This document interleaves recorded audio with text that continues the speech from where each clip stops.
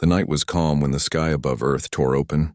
People of the city stopped in the streets as a vast shadow appeared above the clouds. It was not a comet, not a storm, but something alive. Lights glowed across its surface like a city floating in the sky. It was a ship, larger than any human eye had ever seen. In the control tower of Earth's defense base, Commander Ryan stood frozen before the screens. He had trained for wars, for invasions, for every possible threat. But nothing matched the size of what now hovered above them. The ship did not fire. It did not move to attack. Instead, a single light beam reached down, cutting through the night and touching the ground outside the city. Ryan gave the order to send a unit. Soldiers in armored suits moved with caution, their vehicles rolling across the fields toward the beam. Civilians gathered on rooftops, watching in silence, fear, and wonder. For the first time in history, humanity saw not just a signal or a fragment, but a visitor.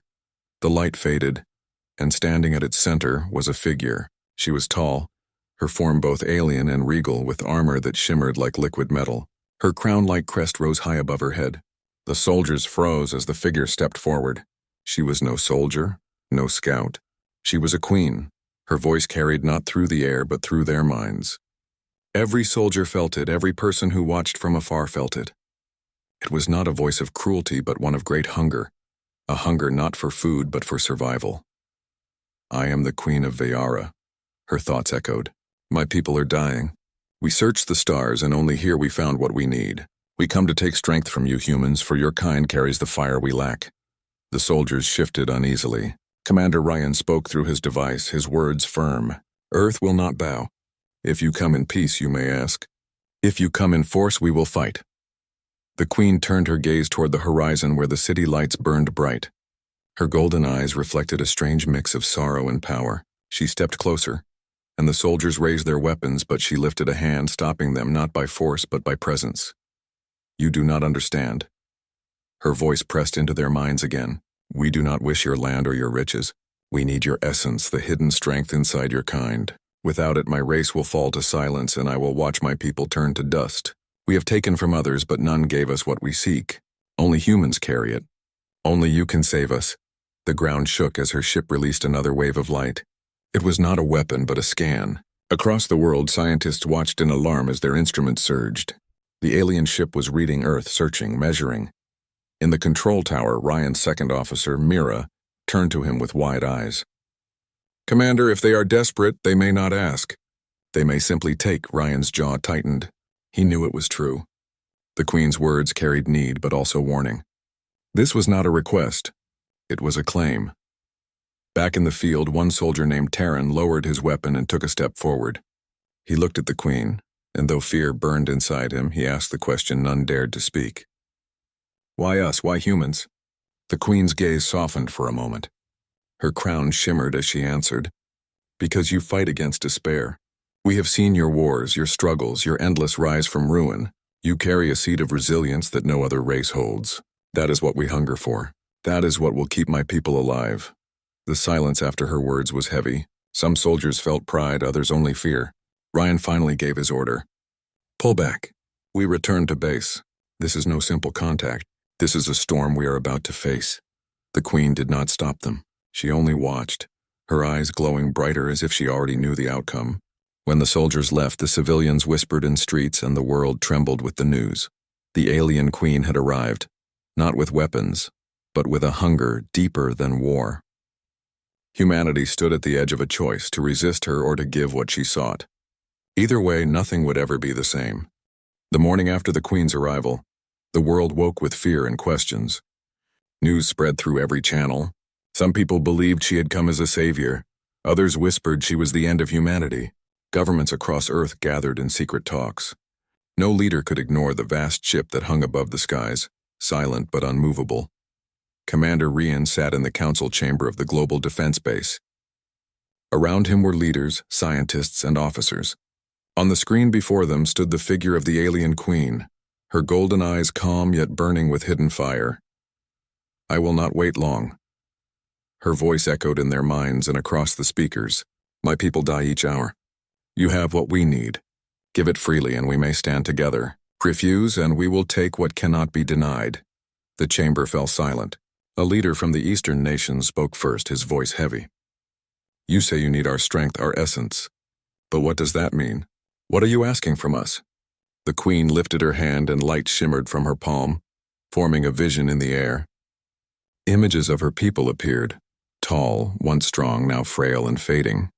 Whole cities stood empty, their skies dark. Her voice carried sorrow. Our bodies weaken, she said. Our hearts fail. The fire that once made us powerful has grown thin. When we studied your kind, we saw what we had lost. The will to fight, the spirit to endure.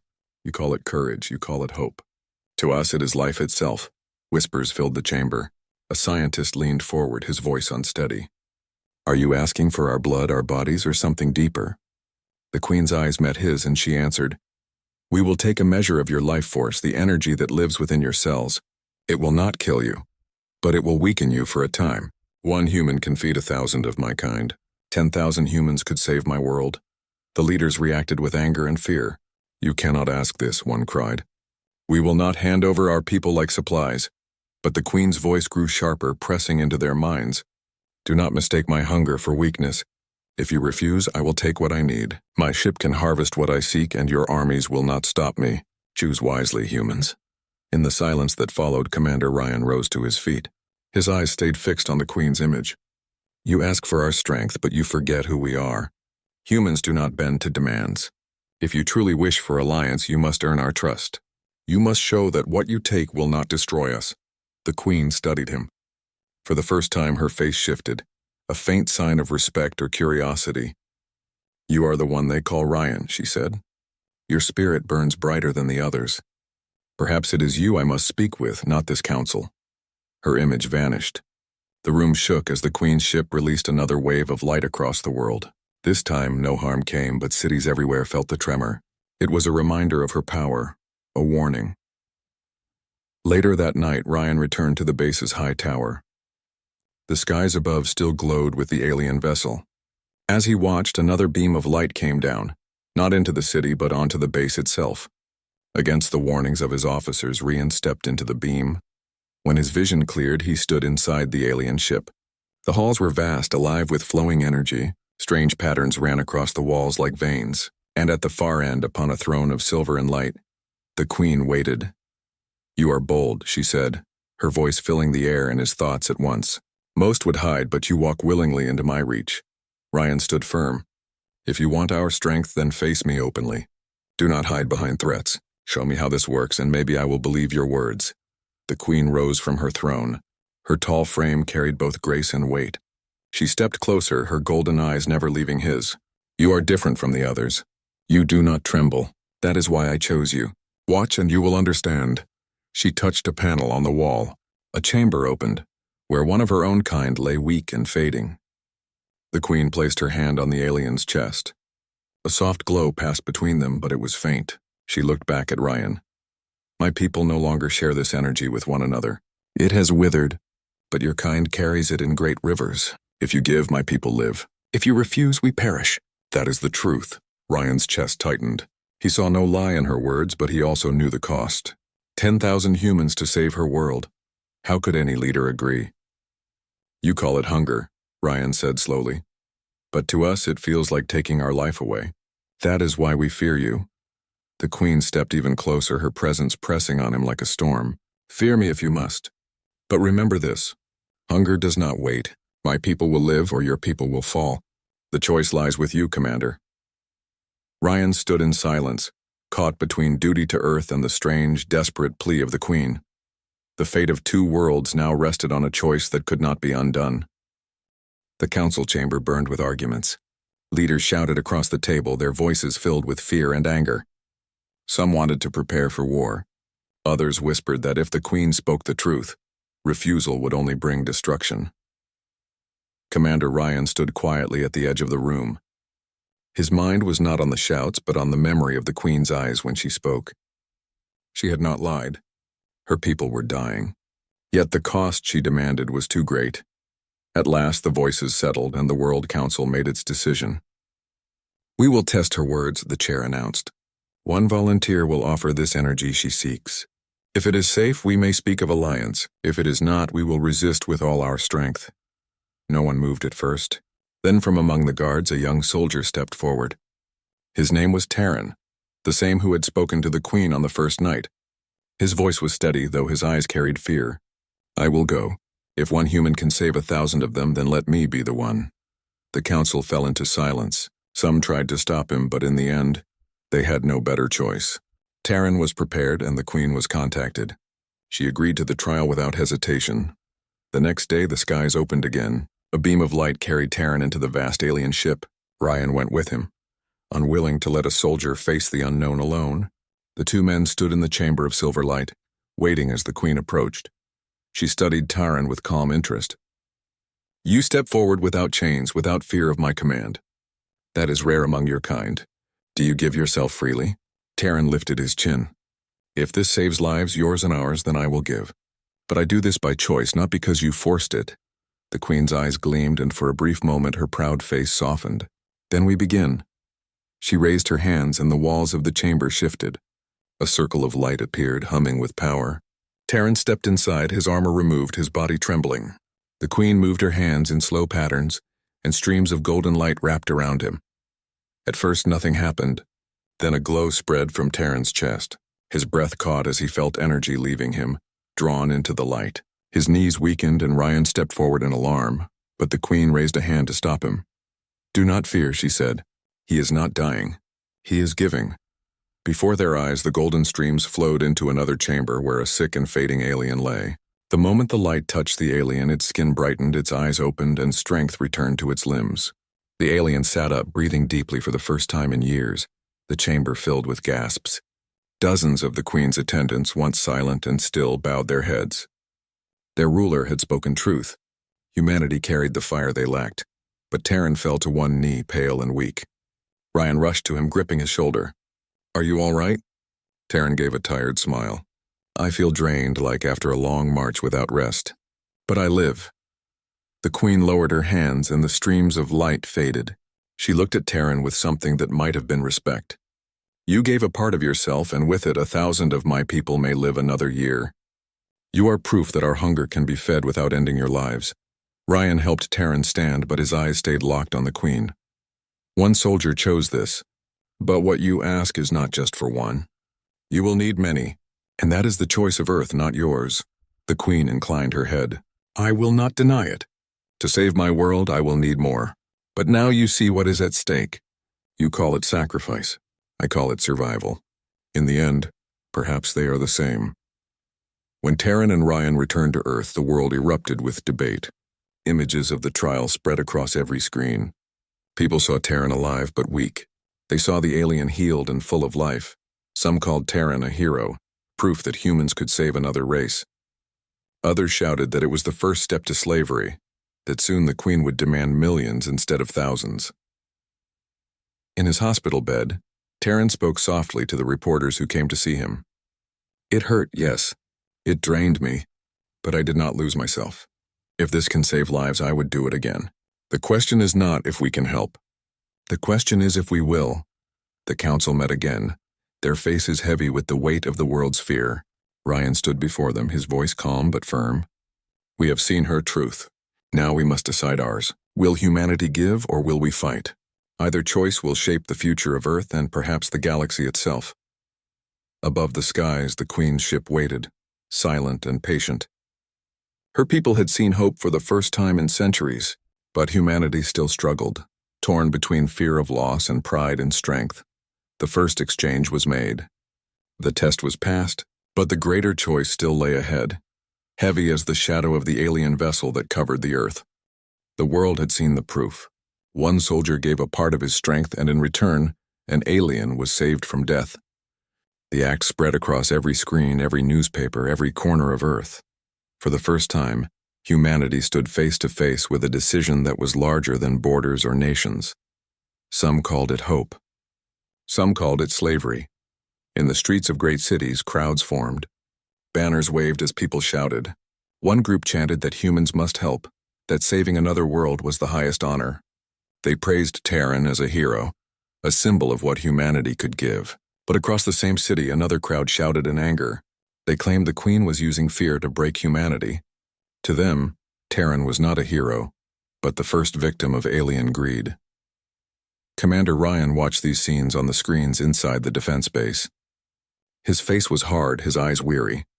He had seen war between nations, but now he saw something deeper. Humanity itself was splitting in two. The council called for another meeting. Leaders from every land arrived, their voices sharp with urgency. At the great round table, the arguments began again. "She offers us alliance," one leader said. "We can save billions of her people. In return, we gain knowledge and technology beyond our dreams. This is the path to peace among the stars." But another leader struck the table with his fist. "No, today it is one man. Tomorrow she will demand 1,000, then 10,000. How long before Earth is empty, drained like the world she has already taken? We must prepare to resist." The room grew louder, voices clashing like steel. Some leaders stood with pride, willing to give. Others prepared for battle. No agreement was reached. Outside the chamber, soldiers trained harder than ever. Some feared they would soon fight the alien ship. Others whispered that they would be called to stand in line and give their strength willingly. No one knew what tomorrow would bring.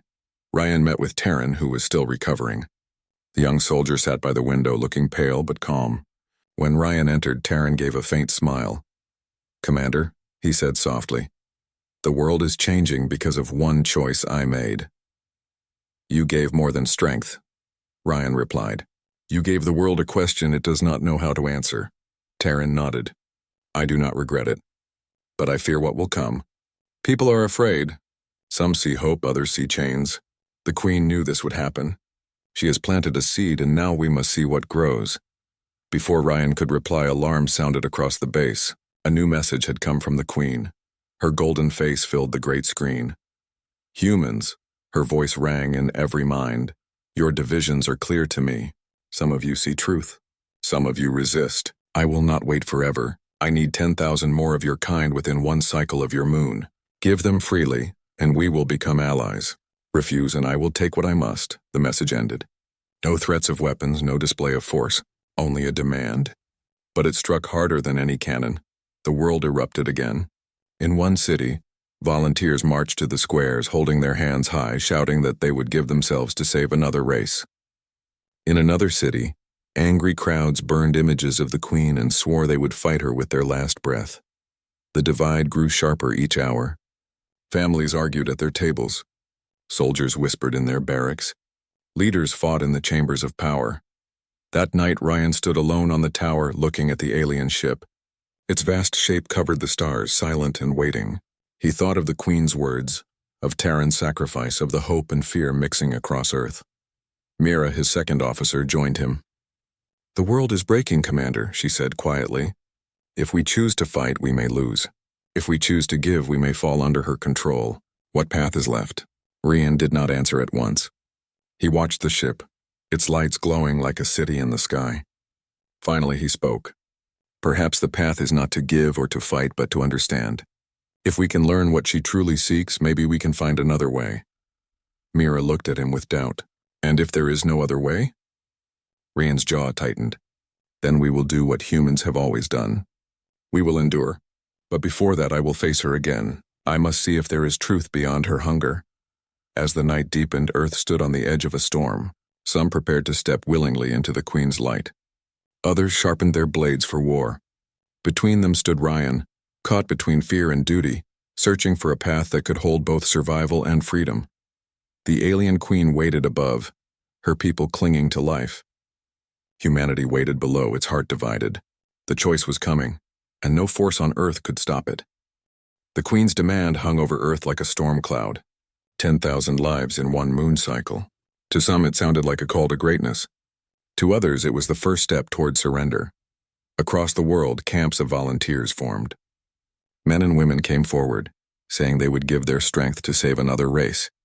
They carried banners of peace and spoke of unity beyond the stars, but in the same streets soldiers marched in protest.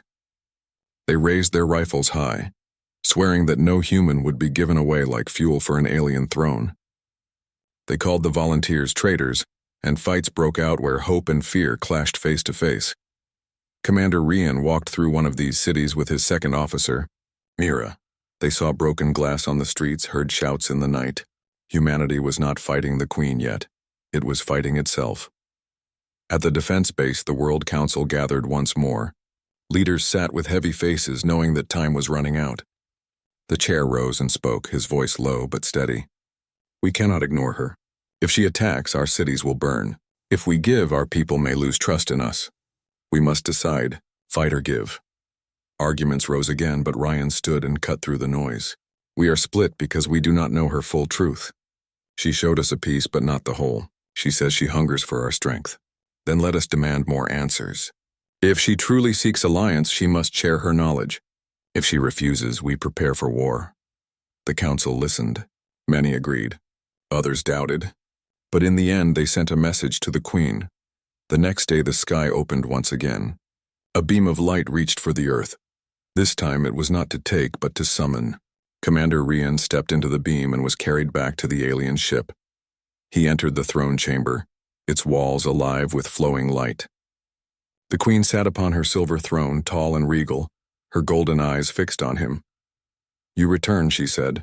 Is this your answer? Will your kind give what I seek? Ryan's voice was firm. Not yet.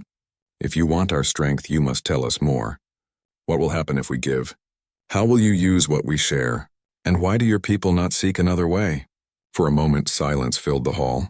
Then the queen rose, her long form glowing faintly. She lifted her hand and the walls shifted, opening to reveal a vast chamber. Inside, thousands of her people lay in rows, weak and still. Some barely moved. Others stared with hollow eyes. Their world was dying before Ryan's eyes.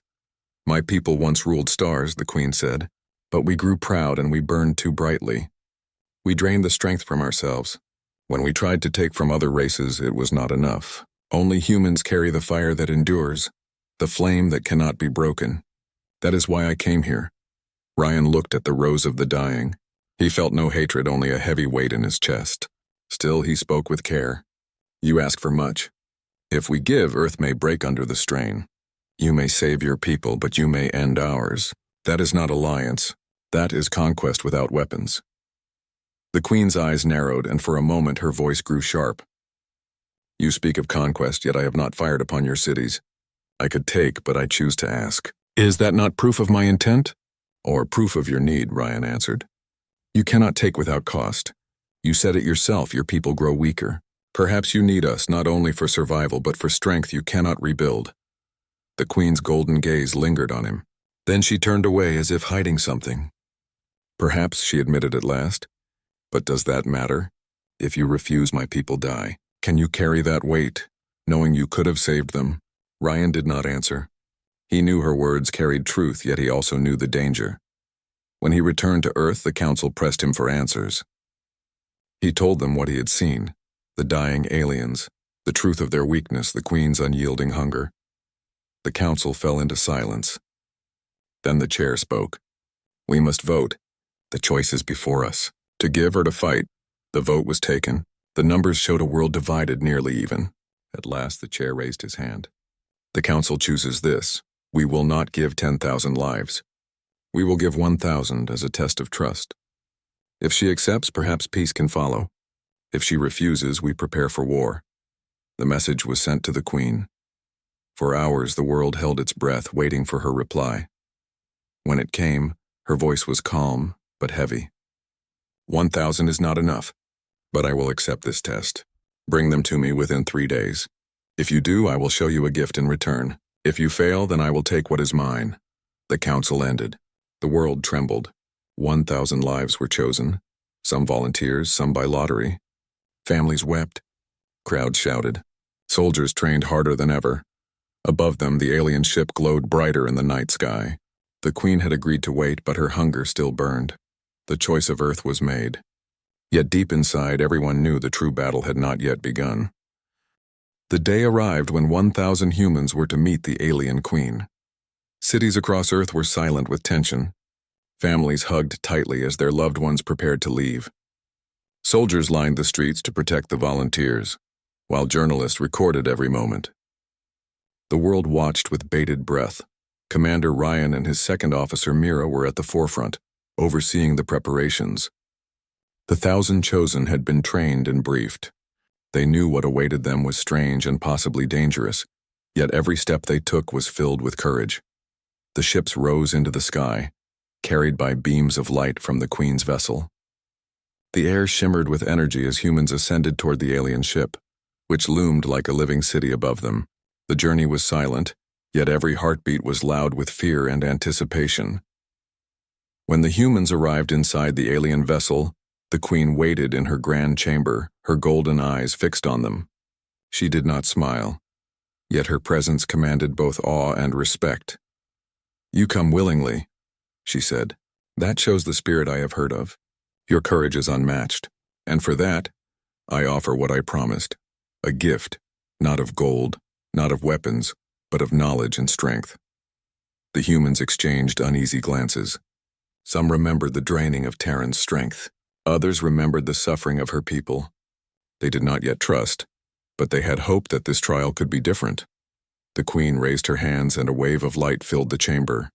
Images of distant stars, flowing energy, and complex patterns moved across the walls. Humans could feel it in their minds. A stream of knowledge and power, not overwhelming but profound. "This gift," the Queen said, "is the understanding of how life connects across the stars. Your courage, your endurance, your ability to rise after every fall, it is rare. I can show you ways to strengthen yourselves, to enhance your bodies, to heal your minds. In return, I ask for nothing more than the life force you already offer freely." One volunteer stepped forward. Her name was Lyra. She raised her hand and asked, "How will we survive after giving? Will we be weakened like Terran?" The Queen's eyes softened slightly. "A part of your energy will leave, yes. You will feel drained. But if you follow my guidance, you will recover faster than normal. Your kind is strong, stronger than you know. That is why I chose you." Ryan studied the Queen carefully. He could see truth in her words. The energy transfer would not kill. It would challenge the humans, but it would not destroy them. Still, he kept his hand near his weapon, cautious of deception. The first group of volunteers stepped forward. A golden light flowed from the Queen to each person, and then from them into the waiting chamber where the alien people lay weak. The humans felt warmth, not pain, and the aliens stirred, lifting their heads and breathing deeply. Strength returned to their limbs, their eyes brightened, and for the first time in decades, hope returned to their faces. The process continued until all 1,000 humans had shared a part of themselves. When the last volunteer stepped back, the chamber was quiet, but alive with a new energy. The aliens stood looking strong and grateful. They bowed in unison toward the humans, a silent gesture of respect and thanks. The Queen walked among them, her hands moving lightly over the humans, guiding energy, stabilizing their strength. "See," she said, "your gift does not destroy, it heals. Your courage has saved my people, and in return you gain knowledge that can strengthen your kind for centuries." Ryan felt a warmth spread through him as well. He realized the Queen's gift was not only physical but mental. He could sense patterns in the stars, understand connections between energy and life that he had never noticed before. This knowledge could change humanity forever. Mira, standing beside him, whispered, "It works. She is telling the truth." The Queen's gaze shifted to Ryan. "You were wise to question me. Now you see that trust can be earned, not demanded. Your people are capable of great courage, and that is why I came. Not to conquer, but to survive alongside those who rise above fear." The humans returned to Earth hours later. They were tired, but stronger in ways they could not yet explain. Stories spread quickly. Scientists studied the knowledge given by the Queen. Soldiers trained differently, their bodies responding faster, their minds clearer. Humanity had not only survived contact with a powerful alien race, they had grown from it. Above the skies, the Queen watched her people, alive and moving again. She had taken only what was offered freely and had given much in return. Earth had chosen to trust, and her people would live. Commander Ryan looked up at the alien ship one last time before it began to fade into the stars.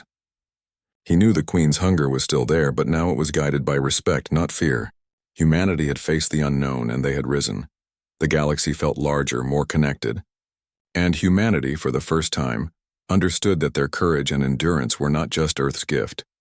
They could be a light in the darkness, a force that even alien worlds could respect and rely upon. Months had passed since the 1,000 humans had met the alien Queen.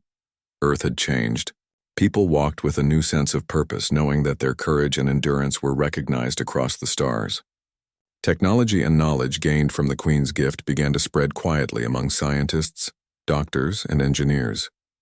Commander Ryan stood on a high observation tower, looking at the night sky.